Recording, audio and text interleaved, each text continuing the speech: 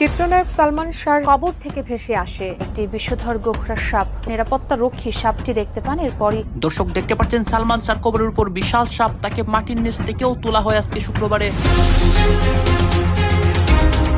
এদিকে আজ শুক্রবার সালমান শাহকে মাটির নিচ থেকে তোলার সময় বিশাল একটি কাণ্ড ঘটে গিয়েছে। সালমান শাহর মামলায় আরো অনেকেই ফেঁসে যায়, নতুন করে আবারও ময়নাতদন্ত রিপোর্ট হয়। এই নিয়ে দুর্নীতিও চলছে বাংলাদেশে। সালমানের হত্যাটা বিচার হোক এবং এত মানুষ এখানে আসছে না ভাই, এটা কোনো পলিটিক্যাল ইস্যু না যে আপনি টাকা দিয়ে বা যে কোনো কারণে এখানে আসছেন। এখানে ভালোবাসার টানে আসছে, এই ভালোবাসার ভ্যালু সরকার দেখবে। অভিনেতা সালমানের মায়ের বক্তব্যে 1996 সালের 6 সেপ্টেম্বর সকালে সালমান শাহর নিথর দেহে তেল মালিশ করতে দেখা যায় এক দুজন পার্লারের কর্মীকে। এছাড়াও সামিরার সাথে ওই রুমে উপস্থিত ছিলেন রুবি। আমরা বুঝতে পারতাম না যে সে এত বড় একটা কালফিট, সামিরা এত বড় কালফিট। আর সামিরার শাশুড়ি যে আমাদের সালমান শাহর মাকে অনেকে তো তখন পাগল মনে করতো যে বিচার সে কখনো পাবে না। আদালত মামলাটি সিআইডিকে তদন্তের নির্দেশ দেন। জানা গেছে, নায়ক সালমান শাহকে শেষ করতে গুন্ডা ভাড়া করেন শাশুড়ি লতিফা হক লুসি। নায়ককে মারতে পরিকল্পনা সাজানো হয় গুলিস্তানের একটি বারে। গুন্ডাদের সঙ্গে চুক্তি হয় 12 লাখ টাকায়। চিত্রনায়ক সালমান শাহর মৃত্যু নিয়ে নতুন করে শুরু হয়েছে আলোচনা। দীর্ঘ 3 দশক পর হলেও সামনে আসছে সালমান শাহকে ডাক্তাররা মৃত ঘোষণা করার পর তড়িঘড়ি করে শুরু হয় পোস্টমর্টেম, অথচ তখনও জীবিত ছিলেন নায়ক। মূলত চেতনা নাশকের ইনজেকশন দেওয়ায় সালমান শাহ অজ্ঞান হয়েছিলেন। লাখ লাখ টাকা ঘুষ নিয়ে প্রাণ থাকা অবস্থাতেই সালমানের ময়নাতদন্তের নির্দেশ দেয় ডাক্তাররা। সে সময় ময়নাতদন্তকারী ডোম ছিলেন রমেশ। পরবর্তীতে এই রমেশ ইসলাম ধর্ম গ্রহণ করেন। স্বাভাবিকভাবেই রমেশ যেহেতু সালমান শাহর ময়নাতদন্ত করেছিল, তাই তিনি এমন সব গোপন তথ্য জানেন যা মোড় বদলে দিতে পারে এই মামলার। এর আগে 2018 সালে রমেশকে জিজ্ঞাসাবাদের জন্য নির্দেশ দিয়েছিল আদালত, কিন্তু অপরাধীদের ভয়ে তিনি তখন মুখ খুলেননি।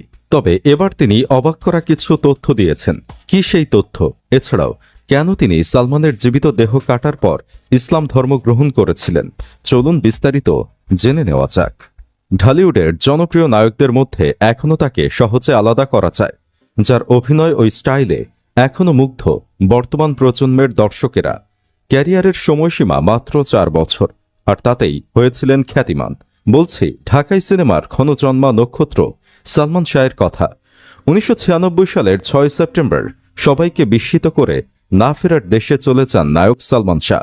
সালমান শাহের মৃত্যুকে দীর্ঘদিন ধরে অপমৃত্যু বললেও গত সোমবার 29 বছর পরে হত্যা মামলা করার নির্দেশ দিয়েছেন আদালত। সেই মামলায় 11 জন আসামি রয়েছে। তাদের মধ্যে আছেন সালমান শাহর স্ত্রী সামিরা, সামিরার পরকীয়া প্রেমিক খলনায়ক ডন, আরও আছেন সামিরার মা লুসি ও লুসির পরকীয়া প্রেমিক পরিচালক আজিজ মোহাম্মদ। আদালতে তাদের দেশ ত্যাগে নিষেধাজ্ঞা জারি করা হয়েছে। দীর্ঘ এই সময় ধরে ছেলেকে শেষ করার বিচার চাওয়া সালমান শাহর মা নীলা চৌধুরী যেন এবার একটু স্বস্তির নিঃশ্বাস ফেললেন। ন্যায় বিচার পেতে যাচ্ছেন তিনি। মৃত্যুর এত বছর পরও দর্শক হৃদয়ে আজও বেঁচে আছেন ঢালিউডের হার্টথ্রোব নায়ক সালমান শাহ। সালমান শাহর মৃত্যুর প্রায় 29 বছর কেটে গেছে। এতদিন পরও ডোম রমেশের চোখ বন্ধ করলে ভেসে ওঠে ঢাকা মেডিকেল কলেজ হাসপাতালের নিস্তব্ধ ঘরে শুয়ে থাকা নায়ক সালমান শাহর মরদেহ। কেউ বিশ্বাসই করতে পারছে না তাদের প্রিয় নায়ক আর নেই। হাসপাতাল মর্গের সেই সময়ের তরুণ ডোম রমেশও বিশ্বাস করতে পারছিলেন না তারও প্রিয় নায়ক সালমান শাহ মারা গেছেন। তিনি বিশ্বাস করতে পারছিলেন না প্রিয় নায়কের দেহটা আবার তাকেই ময়নাতদন্ত করতে হবে। 29 বছর আগে সালমান শাহকে আনা হয় ঢামেকের মর্গে। ময়নাতদন্তের সময় ডোম ছিলেন ঢামেক হাসপাতালের সরকারি কর্মচারী রমেশ চন্দ্র। পরে তিনি ইসলাম ধর্ম গ্রহণ করেন, নাম রাখা হয় সেকেন্দার। সম্প্রতি এই রমেশ সেকেন্দার দেশের একটি গণমাধ্যমকে বলেন, শুনেছি প্রয়াত চিত্রনায়ক সালমান শাহর মৃত্যুর বিষয়ে আবারও লেখালেখি হচ্ছে। আমরা তো অত কিছু বুঝি না, তবে শুনেছি এবার পরিবার মামলার অনুমতি পেয়েছে।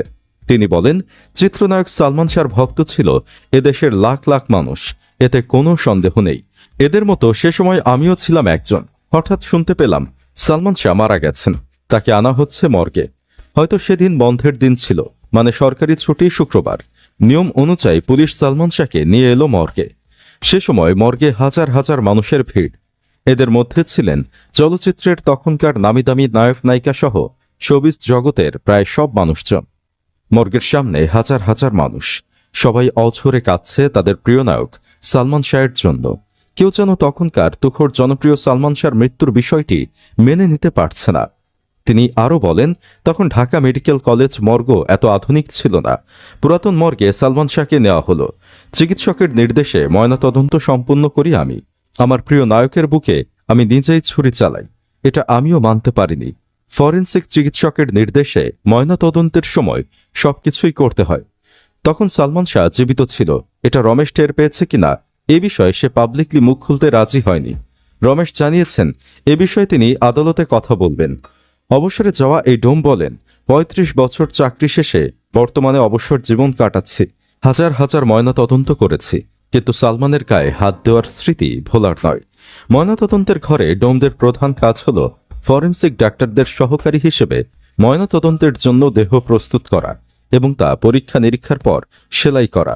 তাদের দায়িত্বের মধ্যে রয়েছে দেহ পরিষ্কার করা, কাটাছেঁড়া করা এবং পরীক্ষার জন্য প্রয়োজনীয় অঙ্গ প্রত্যঙ্গ বের করা। এছাড়া তারা কাটাছেঁড়ার পর সেলাই করে স্বজনদের কাছে হস্তান্তর করেন। রমেশ জানান, অবসরে যাবার পর তিনি তার করা এসব কাটাছেঁড়া ভুলতে পারতেন না। সবসময় তাকে তাড়া করত এসব স্মৃতি। এজন্য তিনি ইসলাম ধর্ম গ্রহণ করে নামাজ কালামের মাধ্যমে এসব ভোলার চেষ্টা করছেন। 2018 সালেও চিত্রনায়ক সালমান শাহর মৃত্যু রহস্য উদ্ঘাটনে আদালত পুলিশকে জিজ্ঞাসাবাদের অনুমতি দেয়। এই খবর শুনে হতবাক হন সালমানের ময়নাতদন্ত কার্যক্রমে অংশগ্রহণকারী তৎকালীন মর্চুয়ারি অ্যাসিস্ট্যান্ট ডোম রমেশ চন্দ্র। তখন তাকে এ বিষয়টি জানালে তিনি হতবাক হয়ে বলেন, কি, আমাকে জিজ্ঞাসাবাদ করা হবে? আমি কি বলবো? বলবে ময়নাতদন্তকারী ডাক্তার। তিনি সে সময় নিজের নিরাপত্তার কথা চিন্তা করে তিনি আরও বলেন, এত বছর আগের ঘটনা, এখন তো কিছুই মনে নাই। জিজ্ঞাসাবাদ করলে এ কথা বলা ছাড়া কি বা বলতে পারবো। 1996 সালের 6 সেপ্টেম্বর সালমান শাহ যখন মারা যান তখন সিকান্দার আলী একেবারেই তরুণ। এ প্রতিবেদকের সঙ্গে আলাপকালে সিকান্দার আলী বলেন, যতদূর মনে পড়ে তৎকালীন ফরেনসিক মেডিসিন বিভাগের ডাক্তার তেজেন দাস ও ডাক্তার বারি নামে দুজন চিকিৎসক সালমান শাহর ময়নাতদন্ত করেছিলেন। ওই সময় তিনিও ময়নাতদন্ত কাজে চিকিৎসকদের সহায়তা করেছিলেন। তবে 22 বছর আগে করা সেই ময়নাতদন্ত সম্পর্কে এখন আর তেমন কিছুই মনে নেই তার। সিকান্দার আলী জানান, তেজেন দাস ও বারি নামের এই দুই ফরেনসিক মেডিসিনের চিকিৎসক বহু বছর আগেই চাকরি থেকে অবসর নিয়েছেন বলে জানেন। তারা এখন কোথায় আছেন জানেন না। অনেকের দাবি এই দুই ডাক্তারকে রিমান্ডে নিলে অনেক তথ্য বেরিয়ে আসবে।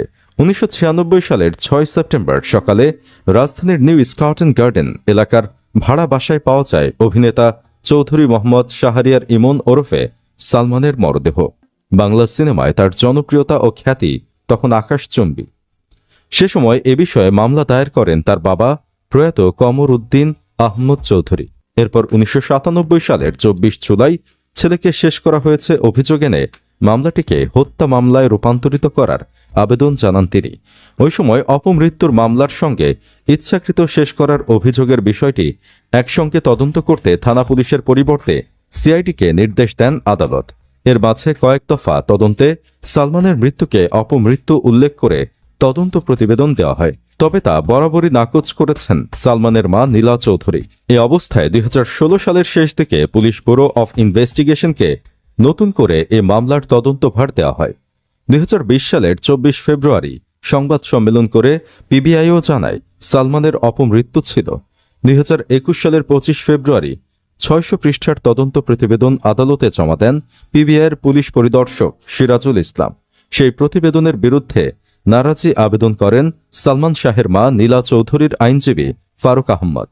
2021 সালের 31 অক্টোবর সেই আবেদন খারিজ করে দেন ঢাকার মেট্রোপলিটন ম্যাজিস্ট্রেট মামুনুর রশিদ। এরপর সেই আদেশের বিরুদ্ধে রিভিশন মামলা করেন নীলা চৌধুরী। গত 20 অক্টোবর ঢাকার 6ষ্ঠ অতিরিক্ত মহানগর দায়রা জজ মোহাম্মদ জান্নাতুল ফেরদৌস ইবনে হক এই আবেদন মঞ্জুর করেন এবং সালমান শাহের মৃত্যুর ঘটনায় রমনা থানার ভারপ্রাপ্ত কর্মকর্তাকে নতুন করে মামলা গ্রহণ ও তদন্ত করে প্রতিবেদন দাখিলের নির্দেশ দেন। আদালতের আদেশের পর সেদিন রাতে সালমান শাহের মা নীলা চৌধুরীর পক্ষে তার ভাই মোহাম্মদ আলমগীর কুমকুম রমনা মডেল থানায় মামলা দায়ের করেন। এতে সালমান শাহের সাবেক স্ত্রী সামিরা হক সহ মোট 11 জনকে আসামি করা হয়।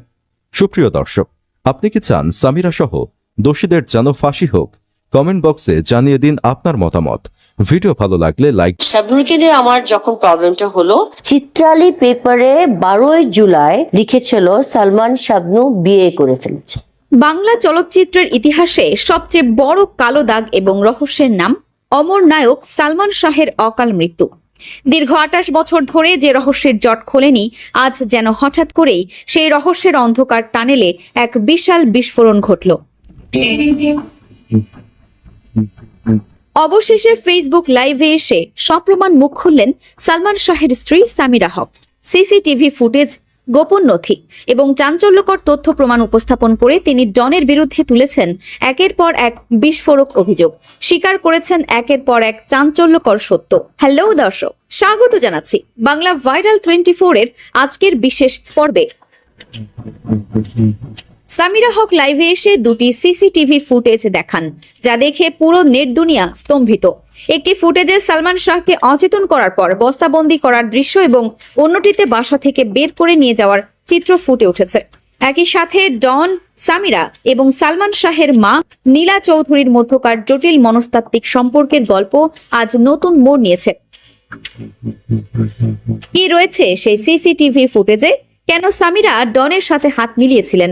আর কেনই বা ডন গ্রেফতার হওয়ার পর এবার সামিরার উপর ঝুলছে গ্রেফতারের খড়গ? বিস্তারিত জানতে আজকের ভিডিওটি একদম শেষ পর্যন্ত দেখুন। ঘটনার আকস্মিকতায় হতবাক সিনেপাড়া ও সাধারণ দর্শকেরা। লাইভে এসে সামিরা হক যে দুটি ভিডিও ফুটেজ দেখান, তার প্রথমটিতে দেখা যায় সালমান শাহকে ক্লোরোফর্ম দিয়ে অচেতন করার পরের কিছু দৃশ্য।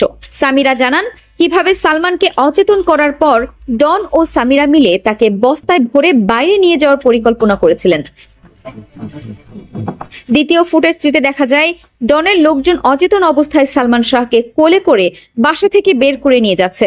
সামিরা দাবি করেন ঘটনাটি ঘটেছিল ঠিক তখনই যখন তাকে শারীরিকভাবে অসাড় বা ক্লোরোফর্ম প্রয়োগ করে অকেজো করে দেওয়া হয়েছিল।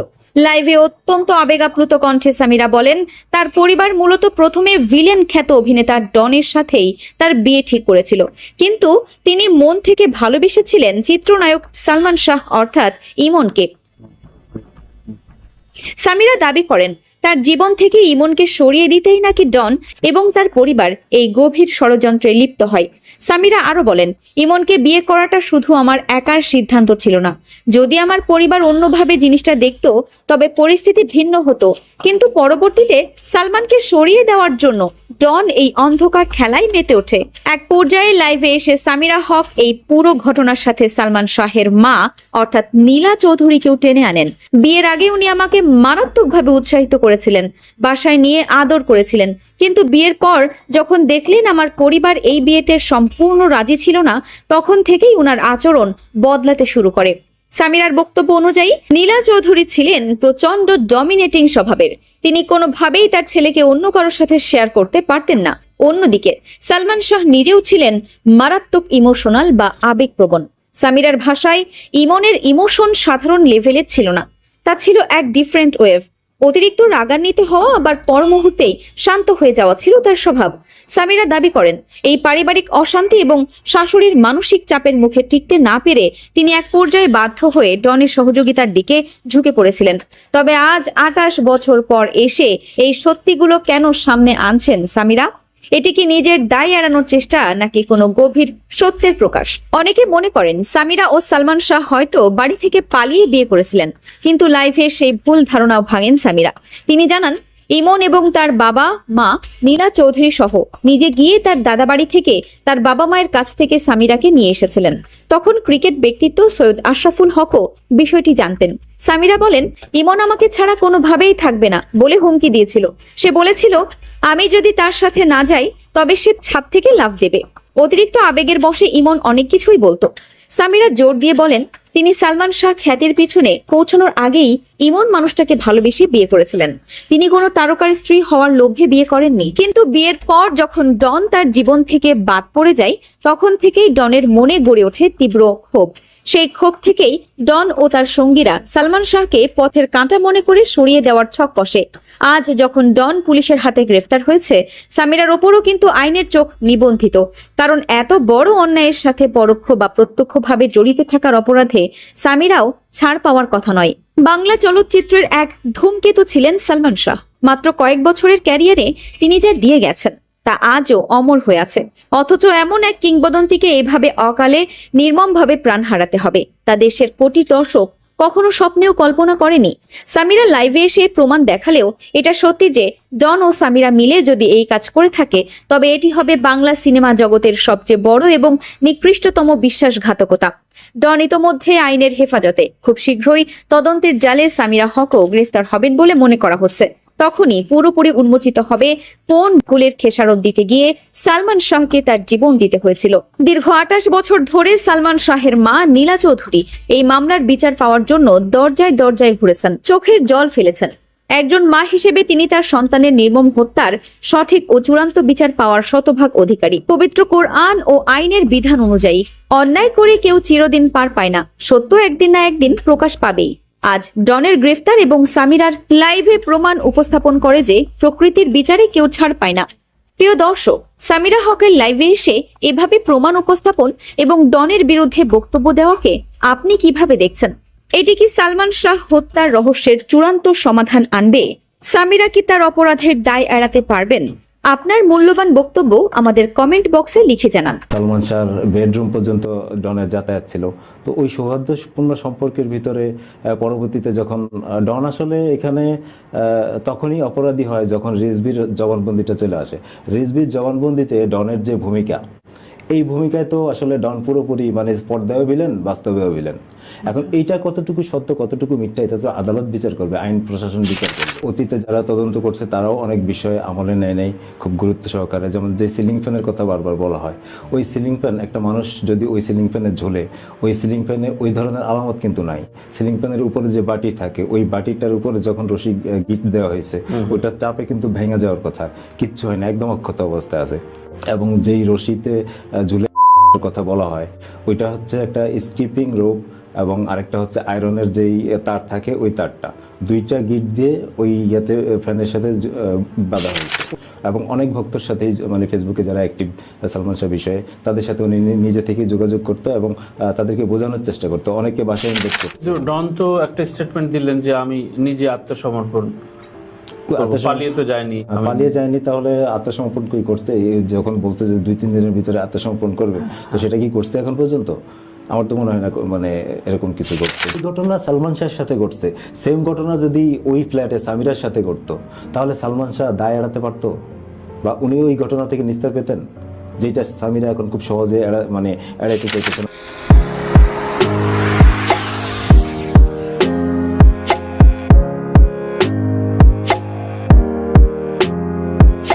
আমি তার এক শোতে স্বাগতম। আজ এক বিশেষ মানুষকে নিয়ে কথা বলবো এবং যিনি কথা বলবেন সেও আমার আপন মানুষ, মাসুদ রানা নকিব। ওকে সবাই চেনে মূলত আমাদের বরেণ্য মহানায়ক সালমান শাহর একনিষ্ঠ ভক্ত হিসেবে। আমি বলি ভীষণ চলচ্চিত্র প্রেমী এই মানুষটি। নকিব, আমার সাথে স্বাগত। কেমন আছো? জি আলহামদুলিল্লাহ, ভালো আছি, ধন্যবাদ। টু দি পয়েন্টেই শুরু করি যে হঠাৎ কেন, অনেক রকম কথা সারফেস সাউন্ডে শোনা যাচ্ছে যে হঠাৎ কেন সালমান শাহ ইস্যুটা রেইজ হলো, তোমার বিশ্লেষণটা? এই তো মানে সেই সালমান শাহ যাওয়ার পর থেকেই হয়েছিল, তখন এরপর আবার করা হয়, ওনার বাবা জন্য আবেদন করছিলেন। আচ্ছা, তখন থেকেই আসলে হিসেবে নেওয়া হয় নাই, ওইভাবেই চলতেছিল। এই শুনানি একের পর এক হইতেছে, কিন্তু হিসেবে নেওয়া হচ্ছিল না। আজকে এত বছর পরে, 29 বছর পর আবার যখন শুনানি হলো, তখন এই মানে এখন বর্তমানে যেই ইয়ে আছে, মানে সরকার আছে, এই সরকার আসার পরে আবার আলোচনায় আসছে এবং একটা শুনানিতে 13 অক্টোবর শুনানিতে যখন আদ্যপান্ত যা আছে আবার শুনলো সবকিছু বিস্তারিত। শোনার পর মহামান্য আদালত তখন একটা রায় দিল এরকম যে এই রিভিশন শুনানির রায় 20 অক্টোবর ঘোষণা করা হবে। আচ্ছা আচ্ছা আচ্ছা। এরপর 20 অক্টোবর আসার পর যখন এই বাদী পক্ষের যে আর্জি বা অন্যান্য যে বিষয়গুলো আছে এগুলো আলোচনা করার পর, পুরো বিস্তারিত বিষয় বলার পর, তখন রায় ঘোষণা করা হলো যে এইটি যাতে হিসেবে নেওয়া হয় এবং পুনরায় তদন্ত করে মহামান্য আদালতে দাখিল করা হয়। মানে এমন না যে বন্ধ হয়ে গেছে, শুনানি চলতেছিল। আচ্ছা আচ্ছা। কিন্তু আমরা অবস্থা যেটা দেখতে পাই যে নিউ ইয়র্ক থেকে ইলিয়াস হোসেনের একটি লাইভে যখন সালমান শাহর মা আবার কথা বললেন, আবার না বোধহয় এবারই প্রথম কথা বললেন এবং এবারই প্রথম। দীর্ঘ আলাপ ছিল এবং তারপর পরে এটি তোমার ব্যক্তিগত অভিমত এবং ব্যক্তিগত আশাবাদ কি এই পর্যায়ে এসে? সালমান শাহকে নিয়ে চর্চার একটা জীবন চলে গেল তোমার, সো বয়ে বেড়াচ্ছে এখনো সালমান শাহ স্মৃতিকে, তো এই পর্যায়ে আশাবাদটা কি মনে হচ্ছে তোমার? এখন আমরা বিশ্বাস করি সালমান শাহ করা হয়েছে, সেই জায়গা থেকে এত বছর পরে যেহেতু হল হিসেবে আমলে নেওয়া হয়েছে এবং পুনরায় তদন্ত করার নির্দেশ দেওয়া হয়েছে, আশা করি এই ঘটনার নেপথ্যে যে সত্য আছে সেই সত্য বেরিয়ে আসবে এবং এই মৃত্যুর নেপথ্যে যাদের দায় আছে তারা অবশ্যই মানে শাস্তি পাবে। আচ্ছা আচ্ছা, আর দুটো ইস্যু, সেটা হচ্ছে এটা আগেও আমরা আলোচনা করেছি যে সালমান শাহর মা একটা চরিত্র এবং তার স্ত্রী একটা চরিত্র, এবং সেভাবে ইন্টারভিউতে কিন্তু একে অপরকে নানানভাবে কটাক্ষ করে, দোষারোপ করে। এর মধ্যে খুবই ভাইরাল হলো যে সালমান শাহর সম্ভবত মামার একটি স্টেটমেন্ট, এবং সে বেশ খুব স্পেসিফিকভাবে ধরে বলছিলেন যে দড়ির মাপটা কি, সেই দড়ির মাপটা কখনো খুবই ইলজিক্যাল, এবং ওই সময় সিগারেটের পর, এগুলো নিয়ে অনেকবার অনেক সময় চর্চা হয়েছে, কিন্তু এই কথাগুলো এমনভাবে অবস্থাদৃষ্ট মনে হয় যে এই কথাগুলো কেন এতদিন গণমাধ্যমে ফলাও করে আসে নাই? এগুলি বিচ্ছিন্নভাবে আগেও আসছে, হয়তো ওইভাবে আলোচনায় আসে নাই। তো এইবার যখন রূপান্তর হয়েছে, এবার অনেক কিছুই মিডিয়াতে প্রকাশড হয়েছে এবং আগেও বিভিন্নভাবে বলা হয়েছে, কিন্তু ওইভাবে কিন্তু কেউ আমলে নেয় নাই। এবং অতীতে যারা তদন্ত করছে তারাও অনেক বিষয়ে আমলে নেয় নাই খুব গুরুত্ব সহকারে। যেমন যে সিলিং ফ্যানের কথা বারবার বলা হয়, ওই সিলিং ফ্যান, একটা মানুষ যদি ওই সিলিং ফ্যানে ঝুলে, ওই সিলিং ফ্যানে ওই ধরনের আলামত কিন্তু নাই। সিলিং ফ্যানের উপরে যে বাটি থাকে, ওই বাটিটার উপরে যখন রশি গিট দেওয়া হয়েছে, ওইটার চাপে কিন্তু ভেঙে যাওয়ার কথা, কিচ্ছু হয় না, একদম অক্ষত অবস্থায় আছে। এবং যেই রশিতে ঝুলে কথা বলা হয়, ওইটা হচ্ছে একটা স্কিপিং রোপ এবং আরেকটা হচ্ছে আয়রনের যেই তার থাকে, ওই তারটা দুইটা গিট দিয়ে ওই ইয়াতে ফ্যানের সাথে বাঁধা হয়েছে। এখন এই ধরনের অনেক বিষয় আছে, সিলিং ফ্যান এবং সেই দুইটা রশি, এই ইস্যুগুলি যদি মনে করেন যে আরো মানে গভীরভাবে খতিয়ে দেখা হতো, আমার মনে হয় যে এই বিষয়গুলি নিয়ে মানে এখন এইভাবে আসলে কথা বলার প্রয়োজন হতো না, তখনই আসলে সত্যটা বের হয়ে আসতো। মানে এই তদন্তে কিছু কিছু গাফিলতি আছে যেটা আমাদের দৃষ্টিতে মনে হয়, বা ওই পরিবারের, সালমান শাহ পরিবারের দৃষ্টিতে মনে হয়, তারা তো সেটা বলবেই। তো এই বিষয়গুলি বলা হয়েছে কিন্তু ওইভাবে আমলে নেওয়া হয়নি, আচ্ছা আচ্ছা, আলোচনায় আসেনি আর কি। কোনো ধরনের প্রভাব খাটিয়েছে বিগত সরকার আমলে বা কোনো একটা এজেন্সি মারফত, এই ধরনের কোনো খবর আছে কিনা? অনেক ধরনের কথাই শোনা যায় এখন, এইসব কথার ভিত্তিতে আসলে এভাবে বলা সম্ভব না। তো যেহেতু আসামির তালিকায় যারা আছে তারা তো সাধারণ কেউ না, মানে সামিরা, আজিজ মোহাম্মদ ভাই, অন্যান্য যারা আছে সবাই তো মোটামুটি প্রভাবশালী। তো এই ধরনের আসামি যেহেতু একটা থাকে, তো সেখানে প্রভাব খাটানোটা অযৌক্তিক কিছু না, হইতেই পারে অনেক কিছু নেপথ্যে। এখন নেপথ্যের বিষয় তো আসলে সামনে থেকে বোঝা মুশকিল, যেহেতু 29 বছর পর, 29 বছর একটা হিসেবে ছিল, এত বছর পরে হিসেবে আমলে নেওয়া হয়েছে, তাহলে এই 29 বছর কেন হিসেবে নেওয়া হলো না? এরকম অনেক প্রশ্ন থেকে যায়। কিন্তু এই রুজু হবার পরপরই সামিরার বাড়ি থেকে চলে যাওয়া, মানে আমরা বলছি না যে পালিয়ে গেছে, কারণ সেটা তো জানি না, চলে যাওয়া, এবং গাড়ি সহ বেশ কয়েকটা চ্যানেল অলরেডি রিপোর্ট করলো তাদের পার্সোনাল গাড়িগুলো নেই, দারোয়ান বললো যে হঠাৎ করে চলে গেছেন। তো এইটাকে কিভাবে ব্যাখ্যা করেন? উনি আসলে সবসময় বলতো সালমান শাহ করছে, উনি বিভিন্ন ইন্টারভিউতে বলতো এবং ফেসবুকে খুব অ্যাক্টিভ ছিল।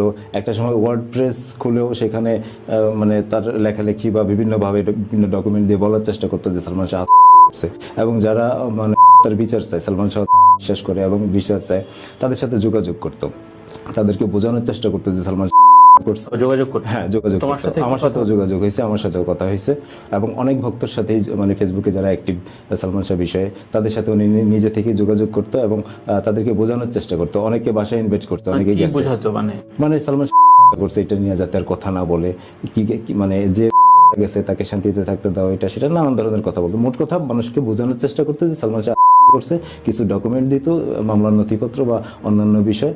তো উনি আসলে এই কাজগুলি খুব অ্যাক্টিভ ভাবে করতো। এবং এইবারও উনি 19 অক্টোবর পর্যন্ত খুব অ্যাক্টিভ ছিল ফেসবুকে। বিভিন্ন পোস্টে কমেন্ট করতো, রিপ্লাই দিত, বা অন্যের পোস্টে অন্যের কমেন্টে গিয়ে রিপ্লাই দিত। এই কাজগুলি খুব সক্রিয়ভাবে করতো।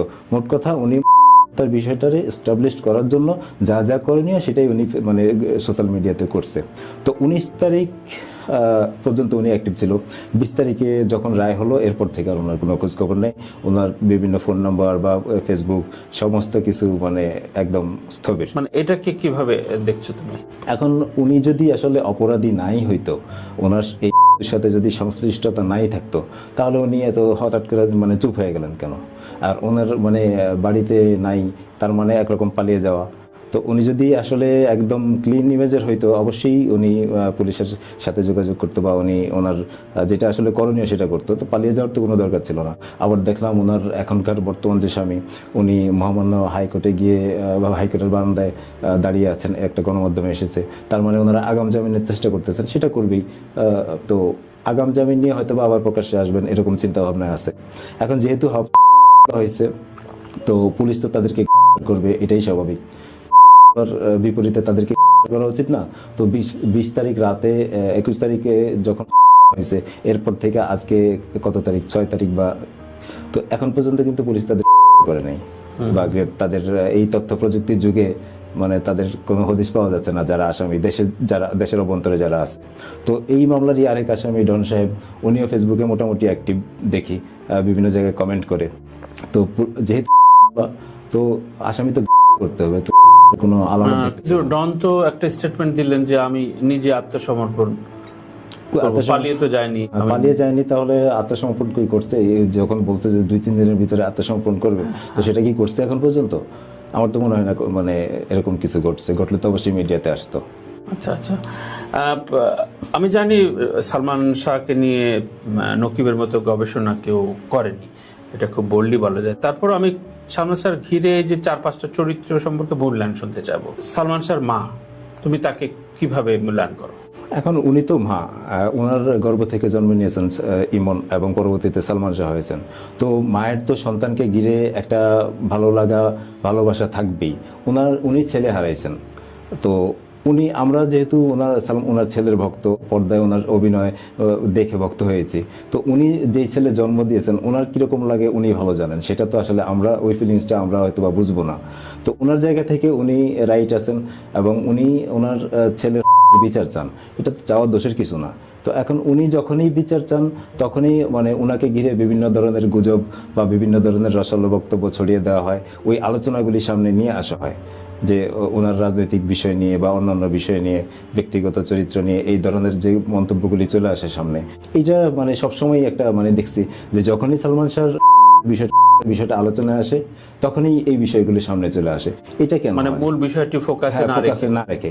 তা এখন উনি যেহেতু রাজনীতি করছেন, এবং উনি এরশাদের রাজনীতি করছেন, এরশাদ সাহেব যখন জেলে ছিলেন তখন কিন্তু উনি সক্রিয় রাজনীতিবিদ।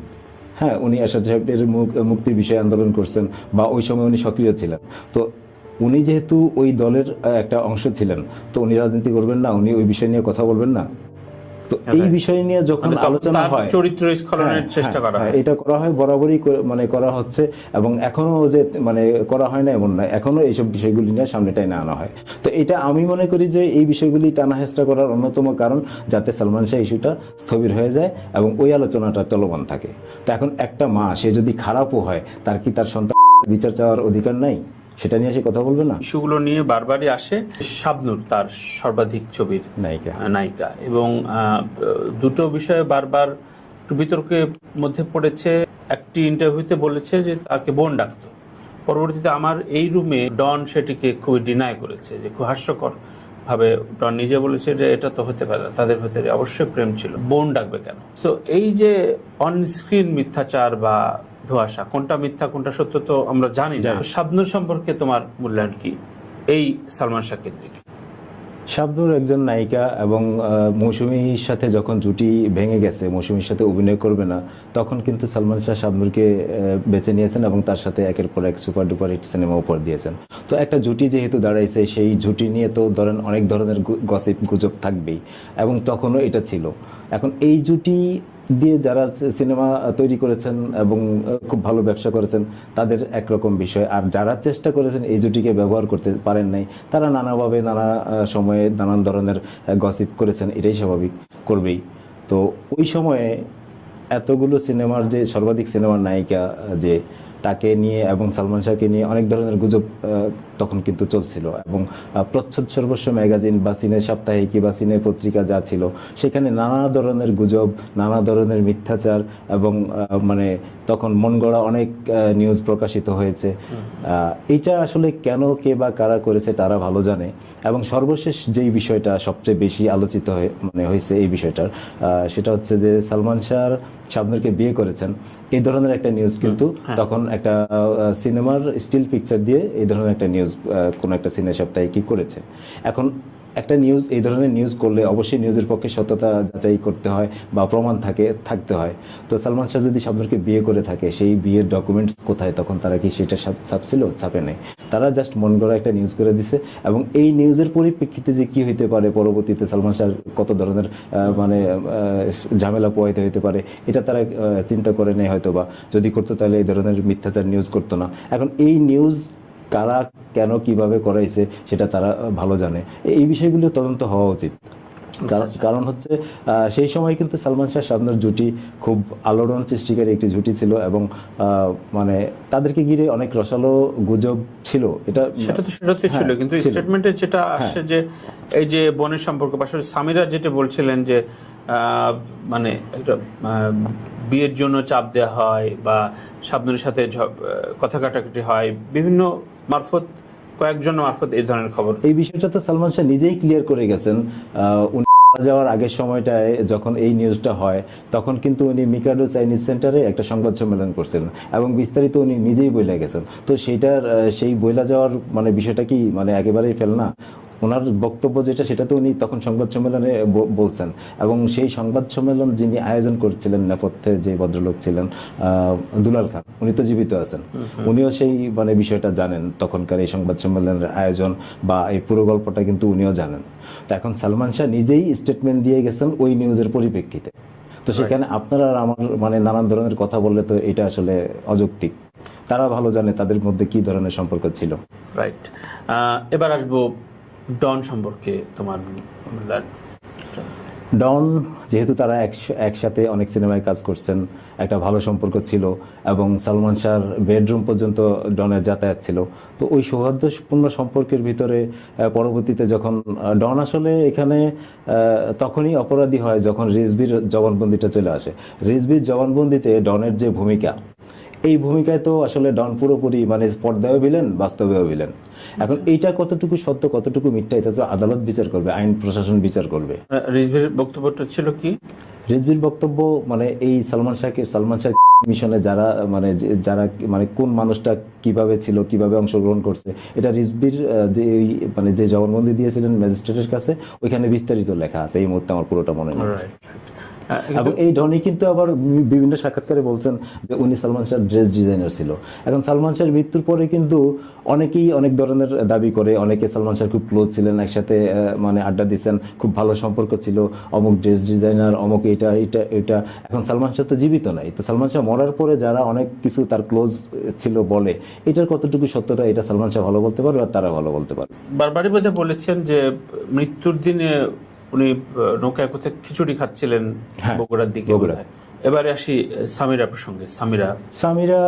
সামিরা যেই সালমান শাহর স্ত্রী, ওই হিসেবে ওনার প্রতি যথেষ্ট রেসপেক্ট আছে, কিন্তু ওনার বিভিন্ন সময়ের বিভিন্ন কথাবার্তা এবং ওনার নিজের যেই উপস্থাপন, এটা দেখে আসলে ওই শ্রদ্ধাবোধটুকু আর থাকে না বা রাখতে পারি না।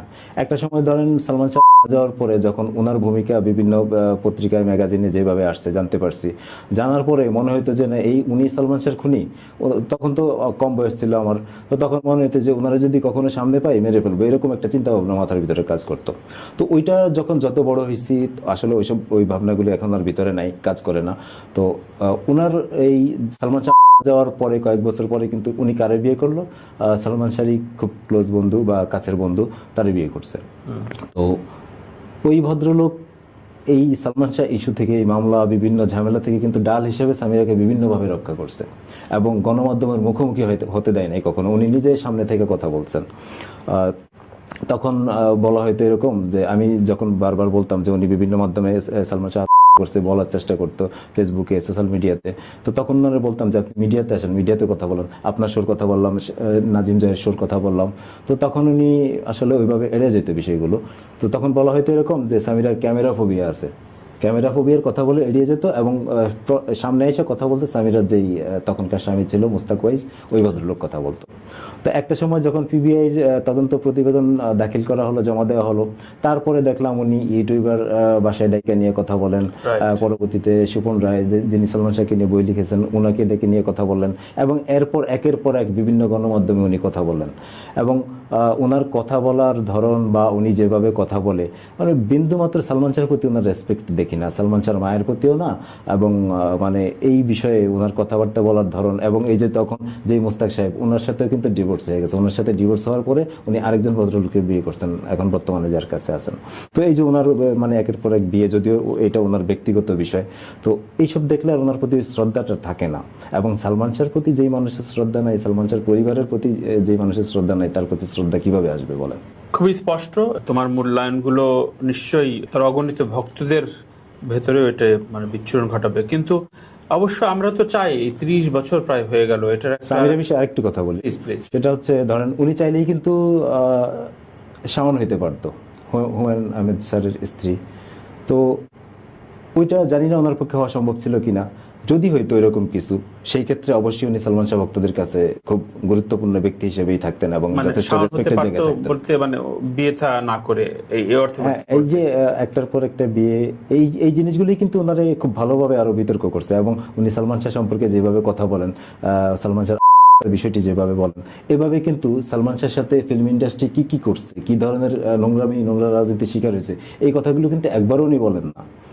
ধরেন সালমান শাহ নেগেটিভ সাইড বা একটু বিষয়টা খুব জোরালো ভাবে বলে, কিন্তু সালমান শাহ যে ফিল্ম ইন্ডাস্ট্রিতে নিগৃহীত হয়েছে, ওনারা যে বয়কট করা হয়েছে দুইবার, উনি মৃত্যুর আগের সময়টাই কিন্তু নিষিদ্ধ ছিল ফিল্ম ইন্ডাস্ট্রিতে, এই যে এইসব ঘটনাগুলি কিন্তু উনি ওইভাবে বলে না। এখন হয়তো এটা চিন্তা মানে উনি কোন অর্থে বলে না জানি না, হয়তো চিন্তা করে যে উনি যদি এইসব বলে হয়তো ফিল্ম ইন্ডাস্ট্রির যারা সংশ্লিষ্ট যারা আছে তারা হয়তো ওনার উপরে খেপে যেতে পারে, তাদের সিম্পেথিটা হয়তো পাবে না, কি অর্থে বলে না জানি না। কিন্তু উনি এই যে এই কথাগুলো কেন বলে না? সালমান শাহর সাথে ফিল্ম ইন্ডাস্ট্রি কি আচরণ করছে এটা সবাই জানে। তুচ্ছ কারণ দেখিয়ে ওনাকে কিন্তু প্রথমে 2 সপ্তাহ বয়কট করা হয়েছিল শিল্পী সমিতি থেকে, এটা সবাই জানে। এবং পুরনো একটা চুক্তির জের ধরে ওনার বিরুদ্ধে নালিশ দিয়ে ওনাকে 2 মাস না 1 মাসের জন্য নিষিদ্ধ করা হয়েছে। চলচ্চিত্র যতগুলো সংগঠন আছে, শিল্পী সমিতি হতে আরম্ভ করে যে কয়টা সংগঠন আছে, প্রযোজক সমিতি, সব মিলে ওনাকে কিন্তু বয়কট করা হয়েছে। তো এই যে শিডিউল জটিলতা তৈরি করে দেয়া বা এই যে তাকে নিয়ে নানা ধরনের নোংরামি, মিথ্যাচার, এই নোংরা রাজনীতি করা, তার বিরুদ্ধে গুজব নিউজ করা, গুজব রটিয়ে দেয়া, একটা মানুষের মানে এই ক্যারিয়ার ধ্বংস করার জন্য একটা যে চক্র বা একটা মহল যে উঠে পড়া লাগছে, এটা তো সত্য, এটা তো মিথ্যা না। ফিল্ম ইন্ডাস্ট্রির সেই তখনকার সবাই জানে। এইসব বিষয় নিয়ে কিন্তু সামিরা কখনোই কথা বলে না। সে বারবার নিজের দায়মুক্ত করার জন্য মানে খুব দাম্ভিকতার সহিত বলে যে সালমান শাহ করছে।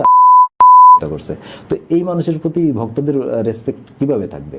তার বলতে চাচ্ছ এটাকেই এস্টাবলিশ করার একটা মুহুর্মুহ প্রতিযোগিতা বা চেষ্টা সে করেছে। আর আরেকটা বিষয় যে সালমান শাহ, কিছুক্ষণের জন্য ধরে নিলাম সালমান শাহ করছে, তো যেই মানুষ যার উপরে 3বার হামলা হয়েছে 3 জায়গায়, আবাহনী মাঠের কাছে, তারপরে চট্টগ্রামে, পূর্ব তেজতুরি বাজারে প্যাকেজ নাটকের শুটিংয়ে, তো এরপরে যখন উনি নিজের জীবনের নিরাপত্তা চেয়ে প্রেস ক্লাবে মানববন্ধন করলেন, সেই মানববন্ধনের আয়োজকও কিন্তু মানে দুলাল খান বা রবি আরমানরা ছিল তখন। তো এই রাষ্ট্রের কাছে বা প্রশাসনের কাছে, দেশের জনগণের কাছে উনি কিন্তু নিজের জীবনের নিরাপত্তা চেয়েছিলেন। এরপরে উনি 2 জন বডিগার্ড নিয়োগ দিয়েছিলেন এবং উনি লাইসেন্স করা ব্যবহার করতেন। তো যেই মানুষ লাইসেন্স করা ব্যবহার করে, তার কেন সিলিং ফ্যানের সাথে ঝুলে করতে হবে? ওনার কাছে লোডেড ছিল, চাইলে তো উনি ব্যবহার করে মরতে পারতেন। খুবই যৌক্তিক এবং খুবই প্রশ্ন তৈরি করে এসব বিষয়গুলো। এবং আর যে বিষয় মানে যেই ঘটনা সালমান শাহের সাথে ঘটছে ওই ফ্ল্যাটে 5 সেপ্টেম্বর রাতে বা 6 সেপ্টেম্বর সকালে, সেম ঘটনা যদি সামিরার সাথে ঘটতো, সালমান শাহ কি নিস্তার পাওয়া সম্ভব ছিল বা পেতেন নিস্তার? আমার তো মনে হয় না। তার মানে তুমি এখনো সন্দেহের তীর সামিরার দিকেই। এই মৃত্যুর দায় কোনোভাবে সামিরা এড়াতে পারে না, এই মৃত্যু যেভাবেই হয়ে থাকুক। এখন যেহেতু হয়েছে এবং পুলিশ তদন্ত করতেছে, আসলে এই বিষয় নিয়ে ওইভাবে মানে আর কিছু বলার থাকে না।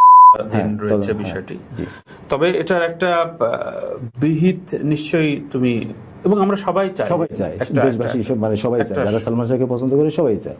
এবং সেটা কি সেই আলোর মুখ কি দেখবে বলে তুমি আশাবাদী? এখন এত বছর পরে যেহেতু হিসেবে আমলে নেওয়া হয়েছে এবং তদন্ত করার নির্দেশ দেওয়া হয়েছে, আমি আশাবাদী, আমি বিশ্বাস করতে চাই যে প্রশাসন খুব গুরুত্ব দিয়ে বিষয়টা দেখবে এবং আসামি যারা আছে তাদেরকে গ্রেপ্তার করবে, জিজ্ঞাসাবাদ করবে, নেপথ্যে কি ঘটনা আছে এবং এই যে যা কিছু বললাম সমস্ত ঘটনা যাতে তারা খতিয়ে দেখে এবং মানে এই সত্যটা যাতে প্রকাশ হয়, সত্য যাই হোক। আসলে আমরাও অনেকভাবে ভাবি, ইনফ্যাক্ট সর্বশেষ যে মর্গের মানুষটি যে স্টেটমেন্টটা আসলো বা এর আগেও সে বলেছেন যে সেও সন্দেহ প্রকাশ করছে এটা আত্মহত্যার মতো না, তো তার মানে বিষয়টি প্রভাবিত করার চেষ্টা হয়েছে। এই মামলা সত্য কখনোই মানে চাপা দিয়ে রাখা যায় না এবং এর জন্য অবশ্যই নকিব বলো বা তোমাদের যে মুভমেন্ট, আমি একটু শুনতে চাই যে এই যতগুলো মানববন্ধন হয়েছে বা যতগুলো মুভমেন্ট হয়েছে এগুলো কিভাবে পরিচালিত হয়েছে? এইটা ধরুন সালমান শাহর পদ্মার অভিনয় দেখে তার ভক্ত হয়েছে মানুষ এবং প্রত্যেকেই তারে ভালোবাসে। তো যেহেতু এই সালমান শাহর মারা যাওয়ার পর অনেক মানুষ আসলে তখন থেকে অনেক মানুষ কিন্তু আত্মহত্যা করছে, তো ভক্তরা তাকে ভালোবাসে এবং ভক্তরা জানতে চায় তার সাথে আসলে কি ঘটেছিল এবং আমরা বিশ্বাস করি যে তাকে হত্যা করা হয়েছে সার্বিক পরিস্থিতি বিবেচনা করে। উনি মারা যাওয়ার আগে এবং পরের সমস্ত ঘটনা বিশ্লেষণ করলে মনে হয় যে এটা কোনোভাবেই আত্মহত্যা না, হত্যা। তো এই কারণে আমরা বিভিন্ন সময়ে বিভিন্নভাবে আন্দোলন করছি, মানববন্ধন করছি, সেটা আমাদের সবসময় ছিল, চলমান ছিল এবং এই মামলা যখনই শুনানি হয় তখনই আদালত চত্বরে মানে ভক্তরা জড়ো হয়।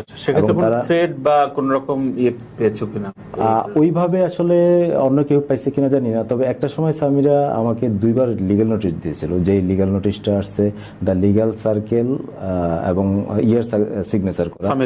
হ্যাঁ, সামিরা পাঠাইছিল 2বার, ব্যারিস্টার মহিবুল হাসান চৌধুরী স্বাক্ষরিত লিগ্যাল নোটিশ, মানে আমাকে থামানোর জন্য। অনেকবার আমার বোঝানো হয়েছে যে আমি যাতে এসব নিয়ে কথা না বলি। এই 2বার 2টা লিগ্যাল নোটিশ আমি পাইছি। এর বাইরে ওনার সাথে যখন কথা হইতো বা উনি আমাকে কল দিত, উনি আমার বোঝানোর চেষ্টা করতো আত্মহত্যা। তখন আমি বলতাম যে আপনার কাছে যেই যায় সে আপনার মুরিদ হয়ে যায়, দেখলাম একটা আপনার মানে একটা ক্ষমতা আছে ভালো। আমার আমারও অনেকবার চেষ্টা করছে নেওয়ার জন্য, আমার বলছে যাওয়ার জন্য, কিন্তু আমি যাই নাই, কারণ ওনার প্রতি একটা ঘৃণা কাজ করে। যখন দেখছি উনি সালমান শাহর প্রতি ওনার বিন্দুমাত্র রেসপেক্ট নাই, সালমান শাহ ওনারে ভালোবাসতো, নিজের জীবনের চাইতে বেশি ভালোবাসতো, সেটার প্রমাণ অনেকেই জানে, আমরাও বিভিন্নভাবে জানছি বা দেখছি। কিন্তু সালমান শাহ মারা যাওয়ার পরে উনি যেভাবে মানে সালমান শাহ বিষয়ে বক্তব্য দেয় বা বিভিন্ন ইন্টারভিউতে কথা বলে, সেখানে মনে হয় না যে বিন্দুমাত্র রেসপেক্ট সালমান শাহর প্রতি ওনার আছে। সালমান শাহকে নিয়ে 2টো ফিল্ম ফেস্টিভ্যাল হয়েছে, আমাদের মামুন মঞ্জুর করেছে, পাশাপাশি তার জন্মবার্ষিকী আয়োজন করা বা তার ছবিগুলো নিয়ে বিভিন্ন ভাবে প্রদর্শন করার যে জায়গাটা, এইটা স্ত্রীরাই করে। মানে যদি এই যে তারেক মাসুদ মারা গেল, ক্যাথরিন মাসুদ কিন্তু অনেকগুলো মুভমেন্টের কাজ করেছে, করে যাচ্ছে। মান্না সাহেব মারা যাওয়ার পরে ওনার স্ত্রীও কিন্তু ওনার স্মৃতি ধরে রাখার জন্য কন্টিনিউয়াস করে যাচ্ছেন। সো ওই জায়গাগুলো কি কখনো সামিরা ইনভলভ হয়েছে কখনো? না না না, ওনারে ধরেন আমিও কয়েকবার বলছিলাম যে আপনি আসলে সালমান শাহর জন্য কি করছেন, আপনি স্ত্রী হিসেবে তো আপনার অনেক কিছু করণীয় ছিল। যেমন এখন সিনেপ্লেক্সের যুগ, সালমান শাহ সেই সময় 90 দশকে যে সিনেমাগুলো করছে এখনো অনেকে দেখতে চায়, বড় পর্দায় দেখতে চায়। যেমন এই ফিল্ম আর্কাইভের সামনে একটা প্রদর্শনী আছে কিয়ামত থেকে কিয়ামতের, ওনাদের নিজেদের সাপ্তাহিক প্রদর্শনী। এরকম মাঝে মধ্যে বিভিন্ন জায়গায় প্রদর্শনী হয় বা পুরোনো হলগুলিতে ওনার সিনেমা আবারও রিলিজ দেওয়া হয়। তো এটা একটা ভালো দিক। এখন এই সিনেমা যদি ধরেন সিনেপ্লেক্সে প্রদর্শন করা হয়, সিনেপ্লেক্সে চালানোর উপযোগী করা হয়, অবশ্যই দর্শক আসবে, দেখবে। এবং বিভিন্ন জায়গায় যে প্রদর্শনী হয় সেখানে কিন্তু ভালো দর্শক হয়, এত পুরনো সিনেমা তারপরে দর্শক আসে দেখে। দেখার জন্য। তো এইটা হওয়া উচিত ছিল। সালমান শাহর যেই অভিনীত সিনেমাগুলো মুক্তি পেয়েছে, এই সিনেমাগুলো সিনেপ্লেক্সে প্রদর্শন মানে উপযোগী করলে খুব বেটার হতো। এখন এটা যদি সামিরা উদ্যোগ নিতে করতে পারতো, বা উনি কোনো প্রতিষ্ঠানকে দিয়ে বা কারো মাধ্যমে এটা উনি চাইলে উদ্যোগ নিতে পারতো, সেই উদ্যোগটা কিন্তু ওনাদের পক্ষ থেকে নাই। আর পরিবারের বিষয়টা, পরিবার আসলে এই বিষয়গুলো এখন ওইভাবেই ইয়ে করে না। তারা তাদের সন্তান হারাইছে, সেটার বিচার পায় নাই, মানে এসব নিয়ে তারা আসলে শোকাহত বা ওর ভিতরেই আছে। তো সামিরা চাইলেও পারতো। আচ্ছা আচ্ছা, তো এইভাবে কিন্তু সে মানে যারা সালমান শাহর দর্শক ভক্ত ভালো, তাদের সম্মানটা কিন্তু ধরে রাখতে পারতো, কিন্তু উনি আসলে ওইভাবে কোনো কিছু করেন। উনি জাস্ট নিজের দায়মুক্তি করার জন্য, নিজেকে এই বিষয়টাতে ক্লিন ইমেজে দেখানোর জন্য, এবং সালমান শাহ আত্মহত্যা করছে সেটা প্রচার নিয়েই ব্যস্ত, অন্য কোনো কিছু। সামিরের সাথে সালমান শাহর মার সাথে তো সম্পর্ক ভালোই না, বাট সামিরের সাথে সালমান শাহর ভাই বা চাচা মামা কারোর সাথে কি কোনো যোগাযোগ, ভালো কথোপকথনের জায়গাটা আছে তোমার জানা মতে? না, আমার মনে হয় না নাই। এখন উনি কার কার সাথে যোগাযোগ করে বা আছে কিনা সেটা আমি জানি না। তবে সালমান শাহর বাবার ফ্যামিলির কেউই আসলে এই বিষয়ে ওইভাবে মানে আলোচনায় আসে না বা মিডিয়াতে আসে না। তারা একটু ধর্মভীরু মানুষ, ওইভাবে আসলে আলোচনায় আসে না। সালমান শাহর নানার ফ্যামিলি বিভিন্নভাবে আলোচনায় আসে। মাঝখানে ওর ছোট ভাই বেশ কয়েকটা ইন্টারভিউতে কথা বলছে। ওনারা তো লন্ডনে থাকেন, আর উনি আসলে ওনার ভাই হারাইছেন। আর সালমান শাহর মায়েরও একটা ভীতি কাজ করে বাংলাদেশে আসার ক্ষেত্রে বা ওই এসব বিষয় নিয়ে কথা বলার ক্ষেত্রে। সেই ক্ষেত্রে তো ধরেন সালমান শাহর ভাই যতটা সম্ভব, এবারও একটা ফেসবুক লাইভে এসে অনেক কথাই বলেছেন, বিভিন্ন সময় কথা বলেন। তোমাদের যেই ফ্যান ক্লাব দুটো মানববন্ধন হয়ে গেল, এই পরবর্তী মুভমেন্টটা কি? এখন এই যে এই হত্যা মামলা হিসেবে আমলে নেওয়ার মানে পরের বিষয়গুলো আমরা দেখতেছি যে আদালত মানে নির্দেশ দেওয়ার পরেও মামলা হয়েছে, কিন্তু আসামি গ্রেপ্তার হচ্ছে না। তো এখন জেলায় জেলায় কিন্তু মানববন্ধন হচ্ছে। এটা আসলে কেউ কাউরে বলতেছে না যে মানববন্ধন করার জন্য, সবাই যার যার নিজ উদ্যোগে করতেছে, এবং এদের অনেকের সাথে আমাদের যোগাযোগও নাই। আমরা ঢাকায় যারা আছি বা আমরা এই বিষয়ে ঢাকায় যে প্রেস ক্লাবের সামনে মানববন্ধন করলাম, আমরা ভাবি নাই যে এত মানুষ আসবে। এমন এমন মানুষ আসছে, মানে ওই সময় যারা টিনেজার ছিল বা ওই সময় যারা সালমান শাহর ভক্ত ছিল, সালমান শাহ সিনেমা দেখছে, অনেক বয়স্ক মানুষ আসছে, চলে আসছে। এদেরকে কিন্তু ওই যে রাজনৈতিক সমাবেশে যেভাবে ট্রান্সপোর্ট সুবিধা দিয়ে বা অন্যান্য সুবিধা দিয়ে আনা হয়, এরকম কিন্তু এই ঘটনা এখানে না। সবাই দেখছে যে মানববন্ধন হবে, বিভিন্নভাবে জানতে পারছে, ফেসবুকে, সংবাদ মাধ্যমে, সবাই কিন্তু চলে আসছে, নিজ উদ্যোগে চলে আসছে। এই যে সামনে গাজীপুরে মানববন্ধন আছে, তারপরে সিলেটে মোমবাতি প্রজ্বলন বা প্রতিবাদ সভা আছে, এরকম বিভিন্ন জেলায়, শেরপুরে, কি বলে, যশোরে মনিহার হলের সামনে হয়েছে, বিভিন্ন জেলায় কিন্তু হচ্ছে। বিভিন্ন ভক্তরা নিজ উদ্যোগে করছে, কোনো ফান্ড দিতে হয় না। না না না, এরা সবাই সালমান শাহকে ভালোবাসে, যে যেখানে যে আয়োজন করতেছে নিজ উদ্যোগে করতেছে। এই মানববন্ধন, প্রতিবাদ সভা বা বিক্ষোভ সমাবেশ, সবাই যার যার অবস্থান থেকে নিজ থেকেই করতেছে। এখানে আসলে কেউ কাউরে এক পয়সাও দেয় না, সেই সুযোগও নাই। সবাই ভালোবাসার জায়গা থেকে করে, এবং সবাই জানতে চায় যে আমাদের প্রিয় মানুষের সাথে কি ঘটেছে, এবং এই হত্যার বিচার তারা চায়। সালমান শাহর খুব কাছের মানুষগুলো অবশ্যই সময়ের কালে তো অনেকে হারিয়ে গেছে, যেমন রাজীব ভাই নাই, সোহানুর রহমান সোহান ভাই নাই, এখনো বাদল খন্দকার আছেন। বাট এই যত দিন গড়াবে তত তো আশপাশের মানুষগুলো তাদেরকে আমরা থাকবে না, বা খুব সময়ের শ্রুতেই তারা মৃত্যুবরণ করবে বা চলে যেতে হবে তো আমাদের সবাইকে। 30 বছরের ভেতরে এইবার সুরাহা না হলে তো নিশ্চয়ই এটা একেবারেই হয়তো ওই যে ওই হিন্দি মুভি যেমন নো ওয়ান কিল্ড জেসিকা, ওইরকম একটা পর্যায়ে চলে যাবে। এবার যেহেতু আদালত বিষয়টা খুব ভালোভাবে আমলে নিয়েছেন এবং হত্যা মামলার করার নির্দেশনা দিয়েছেন, এত বছর অপমৃত্যু মামলা ছিল কিন্তু হত্যা মামলা হিসেবে আমলে নেওয়া হয়নি। এখন যেহেতু নিচ্ছে এবং তদন্ত করার নির্দেশ দিছে, আমি বিশ্বাস করি এবং বিশ্বাস করতে চাই বাংলাদেশের প্রশাসন, পুলিশের উপর আস্থা আছে এবং বিচার ব্যবস্থার উপরে আস্থা আছে। আমি আশা করি এই ঘটনার নেপথ্যে যে ঘটনা এবং সত্য উন্মোচিত হবে, এবং দোষী যারা তাদেরকে আইনের আওতায় এনে দৃষ্টান্তমূলক শাস্তি দেওয়া হবে, এই বিশ্বাসটুকু আমি করতে চাই, বিশ্বাস হারাতে চাই না। আচ্ছা নকিব, শিল্পী সমিতি, পরিচালক সমিতি বা প্রযোজক সমিতি এবং তার কলিগরা কখনোই তোমার মতো, মানে তোমার ধারে কাছে তো নাই, তুমি তো যথেষ্ট উদ্যোগী নিজের সবকিছু ছেড়ে এই মুভমেন্টে, কিন্তু তাদের কলিগকে নিয়ে বা শিল্পী সমিতির উদ্যোগে এগুলো নিয়ে কেন কেউ মুখ খোলে না বা মুভমেন্ট করে না নিজ উদ্যোগে? তোমার প্রশ্ন জাগে না? প্রশ্ন জাগে এবং উত্তর আমার জানা আছে। মান্না সাহেবের একটা সাক্ষাৎকার খুব ভাইরাল হয় মাঝে মধ্যে, এবং সালমান শাহ জীবিত থাকতে একটা ইন্টারভিউতে অনেক কিছু বলছিলেন। শিল্পীদের ভিতরে যে সৌহার্দ্য থাকা উচিত, এই সৌহার্দ্য, সহমর্মিতা বা ভালো সুসম্পর্ক থাকা, এই বিষয়ে কিন্তু সালমান শাহ একটা প্রীতি ফুটবল ম্যাচে সম্ভবত কথাগুলি বলছিলেন একটা ইন্টারভিউতে। সেই ইন্টারভিউটাও চলে অনেক জায়গায় দেখি মাঝে মধ্যে। তো এবং মান্না সাহেবের কথাগুলো এখানে আসলে যতক্ষণ আপনি আলোচনায় আছেন ততক্ষণ আপনার আশেপাশে সবাই ছাতা ধরার লোক আছে। যখন আপনি নাই বা আপনার মানে অবস্থান ভালো না, তখন কিন্তু কেউ পাশে থাকে না। মানে এখানে সবাই স্বার্থের জন্য মিশে, স্বার্থের জন্য সম্পর্ক, সবকিছু স্বার্থকেন্দ্রিক। যার কারণে মানে আজকে ধরেন ইন্ডাস্ট্রিতে শাকিব খান খুব রমরমা অবস্থায় আছে, এক সময় যখন শাকিব খানের অবস্থা ভালো থাকবে না বা একটু গড়তে পড়বে, তখন কিন্তু সবাই উপর থেকে তাকে চাইপা ধরার চেষ্টা করবে। এমনটাই হয়, এমনটাই হয়ে আসছে যুগে যুগে। তো এইখানে আসলে মানে কেউ বন্ধু না আমার দৃষ্টিতে। আমি এদেরকে যতদিন যাবৎ চিনি, দেখি, তো সালমান শাহ একসময় ইন্ডাস্ট্রিতে ছিল, খুব ভালো অবস্থায় ছিল, অনেকেই তার বন্ধু বান্ধব ছিলেন বা কাছের ছিলেন, একসাথে কাজ করছেন। তো ওই সুবাদে সালমান শাহর বিষয়গুলো নিয়ে কেউ কিন্তু ওইভাবে কথা বলে না। এমনকি তার কলিগ যারা ছিল, একসাথে কাজ করছে, তারাও ওইভাবে বলে না। এই যে শাবনূর এতগুলো সিনেমার নায়িকা, যখন ওনার দিকে আঙুল তুলছে, উনিও কিন্তু পুরো বিষয়গুলি ক্লিয়ার করে কথা বলে না। ওনার তো কথা বলা উচিত, ওনার দিকে যেহেতু বারবার আঙ্গুল যায়, আঙ্গুল তাক করা হয়, ওনার ক্লিয়ার করে কথা বলা উচিত না? তো উনি কিন্তু বলে না ওইভাবে কথা। এখন কেন বলে না তারা ভালো জানে। আচ্ছা আচ্ছা, বা অন্যান্য যারা আছে তারাও কিন্তু ওইভাবে কথা বলে না। অবশ্যই, মানে এটি দুঃখজনক। ইনফ্যাক্ট আমি নিজেও প্রতিবাদ করেছি যখন সে ছিল জয়ের অনুষ্ঠানে, মেবি, যে আমাকে তো বোন ডাকতো, সব খুব খেলো লেগেছে, খুবই হাস্যকর লেগেছে। সম্পর্কগুলো এমন এড়ায় যাওয়া যে ঠিক আছে ও মরছে, আমি খামাখায় ঝামেলা হতে না যাই। এই যে মানে আমাদের শিল্পী সমাজের ভেতরে একটা বিশাল এই চর্চাটা, এটা আসলে খুবই দুঃখজনক। এবং মানে এর চেয়ে হতাশার কিছু হইতে পারে না ধারণা। মানে অথচ যদি বলি যে সালমান শাহ থাকাকালীন নিশ্চয়ই এরা মানে একটা পার্টিতে সালমান শাহ না আসলে ওদের মন খারাপ হয়ে যায়, যে কেন আসলো না, বা যত কাজ থাকুক তারপরে টেনে হেঁচড়ে হয়তো নিয়ে যাওয়া লাগতো। মানুষের সম্পর্কগুলো হয়তো এরকমই, যে যত জনপ্রিয় থাকুক সে আসলে একা হয়ে যায়। গণমাধ্যমের কি একটা দায় কি রয়ে যায় কিনা?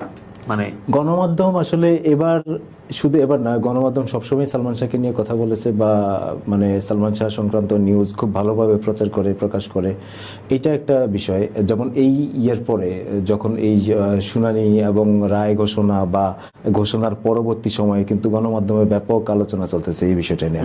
আমার মনে হয় যে ট্রেন্ডিং এ এই বিষয়টা এখনো আছে। তো গণমাধ্যমের এখানে আসলে দায় এড়ানোর সুযোগ নেই। তারা যা করার মানে যেটা করণীয় করতেছে, তারপরেও আরেকটু জোরালো হওয়া উচিত। যেমন এই মামলায় বা সালমান শাহ সংক্রান্ত ইস্যুতে অন্যতম একটা গুরুত্বপূর্ণ চরিত্র আছে, সালমান শাহ সহকারী হিসেবে কাজ করছিলেন আবুল। সেই আবুল বাংলাদেশে তো অবশ্যই আছে।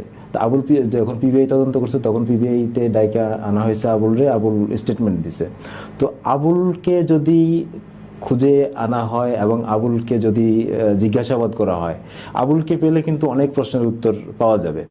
এবং ওই বাসায় ওই রাতে যারা উপস্থিত ছিল, হেল্পিং হ্যান্ড বাসার কাজের মানে এই বিষয়টা বোধহয় তার মামাও উল্লেখ করে। হ্যাঁ, তো তাদেরকে পাওয়া গেলেও কিন্তু অনেক বিষয়ের সুরাহা হবে। কারণ ওই বাসায় দেখেন একটা ছবি আছে এরকম, কিচেনে তরকারি, পচা তরকারি পড়ে আছে, তো বা পচা খাবার পড়ে আছে বা খাবার পড়ে আছে। তো যেই বাসায় 3-4 জন হেল্পিং হ্যান্ড থাকে, সেই বাসায় ওই পচা খাবার কেন পড়ে থাকবে? বাসায় কি কাজের লোক ছিল না? 5 তারিখ রাতে এবং 6 তারিখে তারা কি এমন বিষয় নিয়ে ব্যস্ত ছিল যে এই জিনিসগুলো তারা পরিষ্কার পরিচ্ছন্ন করতে পারে নাই, পচা খাবারগুলো ফেলতে পারে নাই? অনেক আলামত কিন্তু ছিল। এখন এত বছর আগের ঘটনা, এখন তো আসলে ওই আলামত আপনি পাবেন না। যেমন এই মামলা হওয়ার পর কিন্তু পুলিশ ওই স্কাটন প্লাজার 11/B ফ্ল্যাটে কয়েকবার গেছেন, ঘুরে আসছেন। বোধহয় 2বার তোলা হয়েছিল, একবার তোলা হয়েছিল মারা যাওয়ার পরে, যখন দাফন করা হয়েছে তারপরে একবার লাশ তোলা হয়েছিল। তো এখন এই যে সুরতহাল তদন্ত বা ক্রাইম সিন বা যেই আলামত সংগ্রহ করা, এই জিনিসগুলো আসলে তখন সঠিকভাবে হয়েছিল কিনা, বা যারা অতীতে তদন্ত করছে তারা সঠিকভাবে তদন্ত করছে কিনা, এই বিষয়গুলো তো খতিয়ে দেখা উচিত। অনেক ধরনের অসঙ্গতি আছে, সেটা ওই আপনি যদি পুরো বিষয়গুলো বিশ্লেষণ করেন তাহলে দেখতে পারেন। আবার যে প্যানটার কথা বলা হয়, এই প্যানে তো আসলে মানে আত্মহত্যার কোনো আলামতই দেখি না। একটা সালমান শাহর মতো একটা মানুষ যখন ফ্যানে ঝুলবে, ওই বাটিটা তো আস্তে থাকার কথা না, কিংবা মুচকে যাওয়ার কথা, একদম ভেঙে যাওয়ার কথা। সত্যি এইগুলো প্রশ্ন এবং এই ফ্যান কিন্তু আলামত হিসেবে তখন জব্দ করা হয়নি না। তো এত গুরুত্বপূর্ণ একটা আলামত, মানে যেভাবে বলা হয় যে এই ফ্যানে ঝুলে আত্মহত্যা করছে, দেখেন তখন কিন্তু ওই বাসায় কারা উপস্থিত ছিল, যারা উপস্থিত ছিল তারাই কিন্তু বলছে যে সিলিং ফ্যানে ঝুলে আত্মহত্যা করছে। তাহলে সিলিং ফ্যানে যদি ঝুলন্ত একটা মানুষ থাকে, তার পরিবারকে জানানো উচিত ছিল না? প্রতিবেশী যারা আছে তাদেরকে জানানো উচিত ছিল না?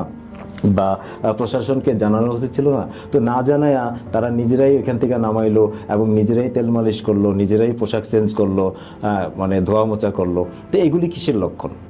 প্রশ্ন জাগে না? খুবই প্রশ্ন জাগে, এবং এই প্রশ্নের উত্তর আসলে সারা বাংলাদেশের মানুষেরা জানতে চায়। এই জন্যই আমি ওই কথাটা বলছিলাম যে যেই ঘটনা সালমান শাহের সাথে ঘটছে, সেম ঘটনা যদি ওই ফ্ল্যাটে সামিরার সাথে ঘটতো, তাহলে সালমান শাহ দায় এড়াতে পারতো, বা উনি ওই ঘটনা থেকে নিস্তার পেতেন, যেটা সামিরা এখন খুব সহজে এড়াইতে চাইতেছেন আত্মহত্যা বইলা। যে সেলিব্রিটি, যে মহানায়ক হিসেবে তাকে আরো অন্যভাবে আর কি ট্রিট করা হয়েছে, যেটা হয়তো রিভার্স হলে আরো উল্টো দায়ী করতো সালমান শাহর উপরে। দেখেন ওই সময় ওনার উপরে কেন হামলা হলো, এই ঘটনাগুলি কি খতিয়ে দেখছে প্রশাসন? এই যে 3টা জায়গায় 3ভাবে হামলা হয়েছে, এবং কলাবাগানের যে হামলা, এই হামলায় ঠেকাতে গিয়ে ওনার হাতের তালু কেটে গেছিল। এই ঘটনাগুলি তখন বিভিন্ন পত্রিকায় আসছে, বিভিন্ন ম্যাগাজিনে আসছে, এবং তাকে নিয়ে যে ওই সময়ে যেই রসালো নিউজগুলো প্রকাশ করা হয়েছে, এবং এই যে বিয়ের বিষয়টা যেভাবে আসছে, এগুলো কারা, কেন, কিভাবে করছে, নেপথ্যে কারা কাজ করছে, এই বিষয়গুলো খতিয়ে দেখা উচিত ছিল না? কেউ করিয়েছে এইরকম ব্যাপার করতে। আচ্ছা, তাহলে বিয়ের মিথ্যে নিউজ কেন ছাপা হবে? বিয়ে যদি করেই থাকে তাহলে বিয়ের প্রমাণ কোথায়? প্রমাণ সহ নিউজ করবে না? একটা সিনেমার স্টিল ছবি দিয়ে বিয়ের নিউজ ছাপাই দিল, হয়ে গেল।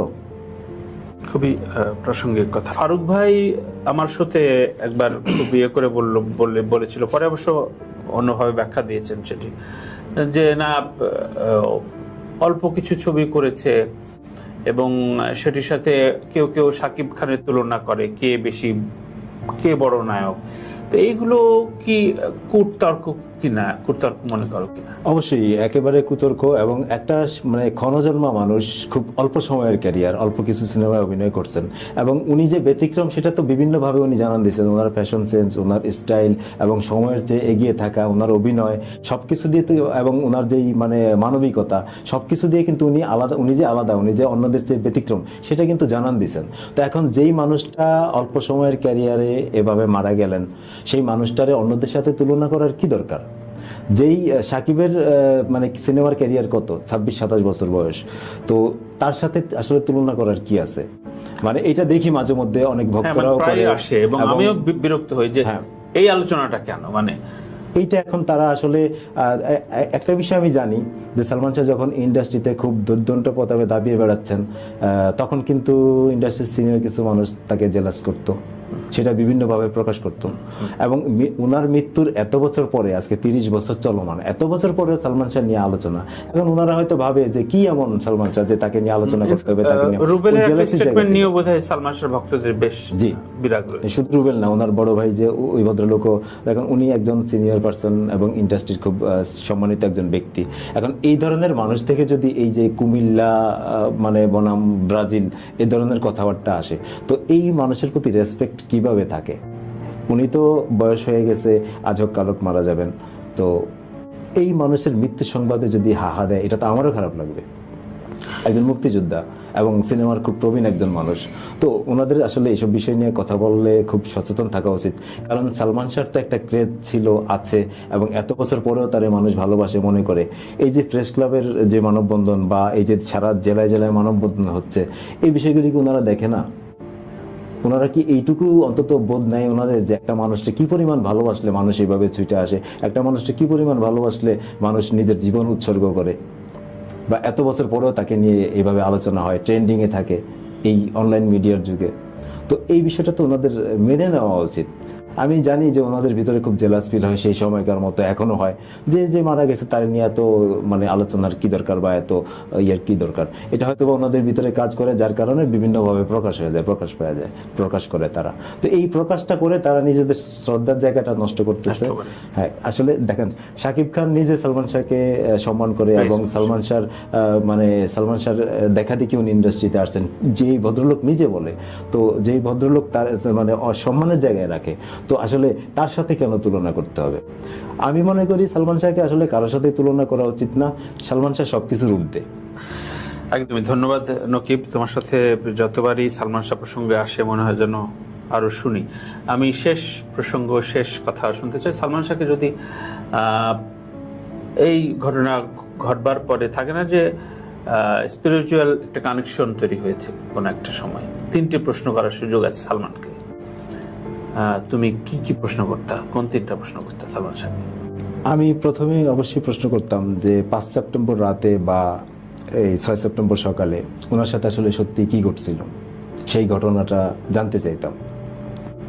এবং এই ইন্ডাস্ট্রিতে ওনার সত্যিকারের বন্ধু আসলে কারা ছিল, 2 নম্বর প্রশ্ন, আচ্ছা, এটা জানতে চাইতাম। আচ্ছা আচ্ছা। এবং এই যে এত বছর পরেও মানে ওনারে নিয়ে যে ভক্তদের যে উন্মাদনা, ক্রেজ, এটা কি উনি সেই সময় মানে ফিল করতে পারছিলেন কিনা বা উনি এখন অনুভব করেন কিনা? যে বছর পর্যন্ত তার ফ্যান বেসটা এত দূর থাকবে, এই যে মানুষের ভালোবাসা, এই যে বয়স্ক মানুষ চলে আসতেছে তার হত্যার বিচারের দাবিতে মানববন্ধনে, প্লে কার্ড নিয়ে দাঁড়াচ্ছে, এত বছর পরেও তার ভিউ কার্ড, ছবি, বিভিন্ন জিনিস সংগ্রহ করে রাখছে যত্নে। অনেকে নিজের বিবাহের ছবিও এত যত্নে রাখে না, তার ভিউ কার্ড যেভাবে যত্নে রাখে।